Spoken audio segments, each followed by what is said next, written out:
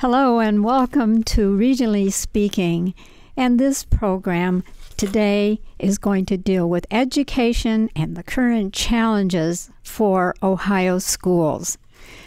With me are Hazel Hicks, who is a retired teacher, and Tom Levison, who is also a retired teacher. I want to ask, I'm going to begin with you, Hazel, and I'm going to ask you, then I'll go to you, Tom. I want to ask you to provide background about your professional career as an educator. Okay, thank you, Gladys, and thank you for having me. I'm a retired teacher from the Cleveland Municipal School District, where I taught for 28 years. I previously taught in Southern Ohio, and I came back home here to Cleveland. Currently, I live in the city of East Cleveland, Ohio, and when I was teaching in Cleveland, I taught primarily on the east and the west side elementary education. I taught the smaller children grades. I've taught everything from kindergarten, first. I taught second grade. I've taught third grade. I've taught fourth grade. I've taught seventh grade. I've gone the whole gauntlet. All right. And how about you, Tom?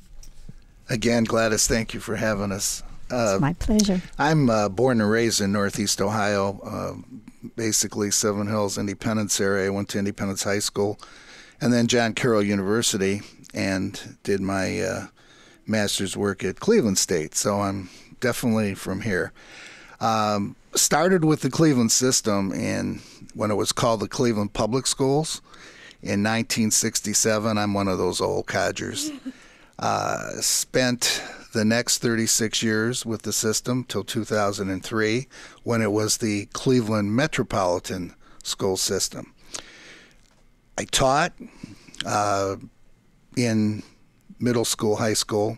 I was a guidance counselor for a short time, truant officer, worked on school attendance for some years with a project that was funded through the state legislature called the Urban Demonstration Project, still under the Cleveland schools.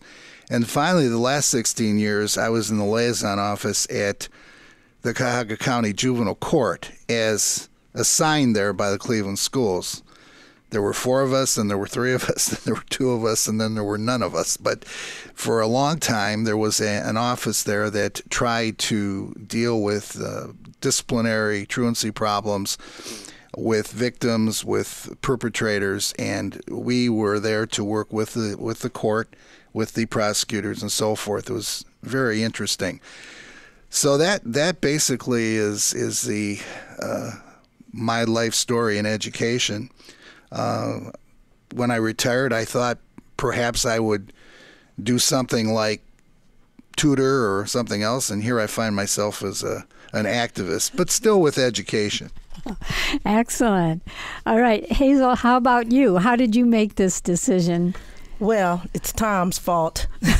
Blaming it on When Tom. I retired, I thought I was going to be gardening and traveling, and then I became active in my local retiree chapter of the Cleveland Teachers Union 279. And going to these meetings, well, I think about that time what was going on, the presidential campaign, healthcare. It was healthcare.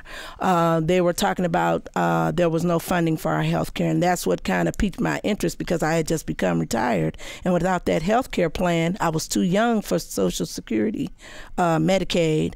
So without that plan, so I had an interest, a vested interest. So I was introduced to Tom at one of our meetings, and here I am. It went from there. Now, where does NOAA come into it, though? Well, I live in the city of East Cleveland, and after working on a mayoral campaign, I was introduced to Travell Harp, who is the executive director of NOAA, and we have a lot of issues in our community, housing and vacant and abandoned properties and things of that nature, and so that's how I came to know NOAA.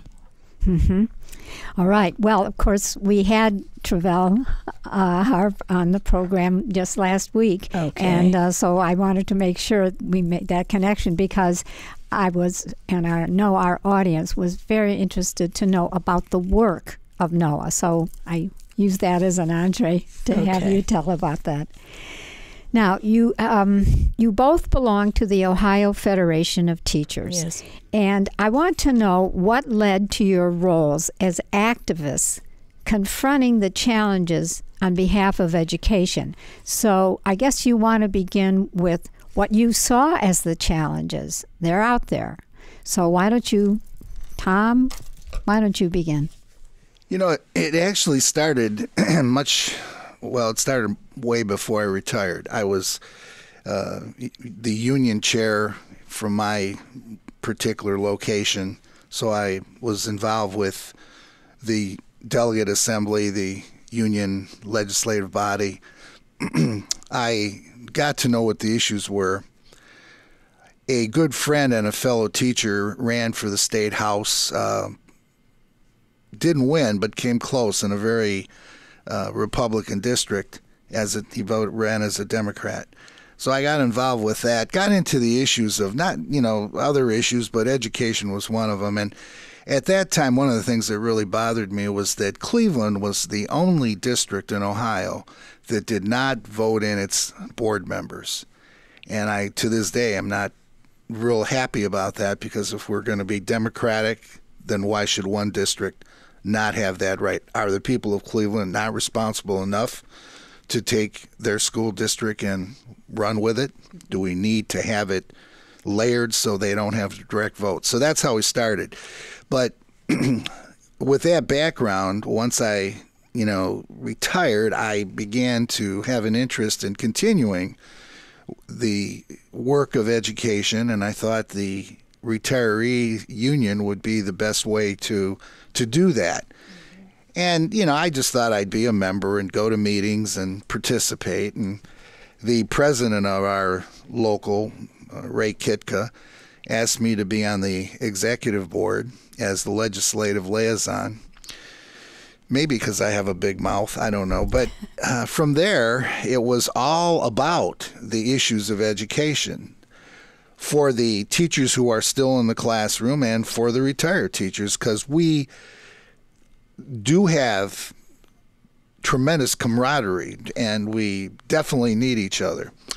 The one thing that happened is the retiree local is called the American Federation of Teachers, or AFT Local 279R. We don't only take in Cleveland, the Cleveland Teachers Union, but the Cleveland Heights, Berea, etc., all the way to Newton Falls and to the Pennsylvania border. And so we began to see issues outside of our own location. And it just, it snowballed from there. And it just seems like I guess I was born the year that, trouble followed me or something, because we've had one serious issue after another. And now we're in another crisis. Hazel. Basically what led to my role as an activist, when I was teaching, I was a building chair for a period of time. And now, what does that mean when you say building chair representative? Is the union representative, the person who was appointed the representative for their chapter, that being the building that you were in. And while I was there, you learn about different things that are happening. One thing I remember was when Social Security wanted to take our pension fund and merge it in with theirs. Okay, that's how it started. Okay. Mm-hmm. And from then on, it's been one issue after another, from bargaining, from the collective bargaining for the new agreement between the district and the schools, every so many years or whatever. And I was in one of the last couple of strikes that we had as Cleveland Public School teachers. So I remember going those weeks and standing outside in the cold around those barrels, and while our union bargained for better working conditions for us. So bargaining under those circumstances, it seems, must be something for which you feel not only a kinship, but you're good at it. Well, Now, don't be so modest. That once collective bargaining happened in '83, we didn't have to stand outside around those barrels anymore. Okay, that was a good thing for us. That was a good thing for us. But no, I'm not a stranger to standing up for what I believe in. All right. I think that's why I was elected building chair. Glad it's maybe one of the reasons that I know that I'm very passionate about this, is that starting in '67, we were definitely under the Ferguson Act, which did not allow for striking, did not really allow for, it didn't disallow collective bargaining, but you had no clout. So you had to either get the school board to agree with you, or you were in an impasse, and there was no way to arbitrate. It was not a good thing. We could have been, many times, our leadership and perhaps even the members could have been put in jail. Cuyahoga County being a progressive county, and we have many progressive government officials, progressive judges, they saw that wasn't the way to solve the problem.